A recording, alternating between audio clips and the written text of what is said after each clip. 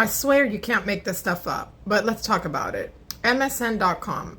U.S. senators introduced bipartisan bill to end a trade embargo with Cuba, potentially opening door for Cuban rum to return to U.S., not freedom to return to Cuba. Oh no, first things first, let's focus on what's important. It's possible Cuban rum returns to the U.S.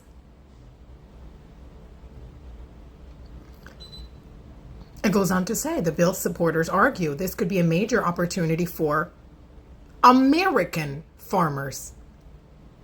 For those of you who say, because the embargo, the U.S. is so bad because look at the embargo, the cruel embargo it's got on Cuba, not the cruel dictatorship oppressing Cuba, the cruel American embargo on Cuba. But now they want to lift it. And the opportunity is to benefit American farmers. It says, quote, we can expand opportunities for American businesses and farmers to trade with Cuba. Well,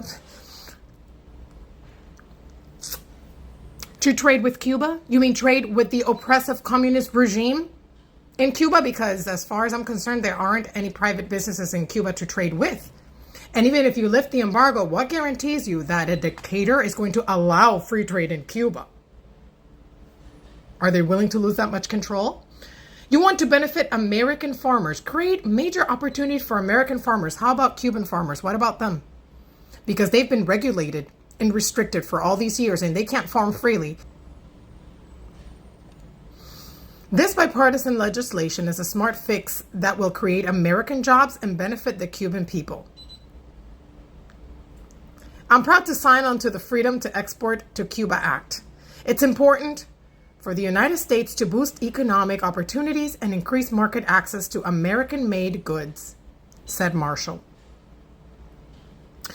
This is Klobuchar, quote, I have long pushed to reform our relationship with Cuba, which for decades has been defined by conflicts of the past instead of looking toward the future. Ms. Klobuchar, because they're in the present, ma'am, they're still in a dictatorship.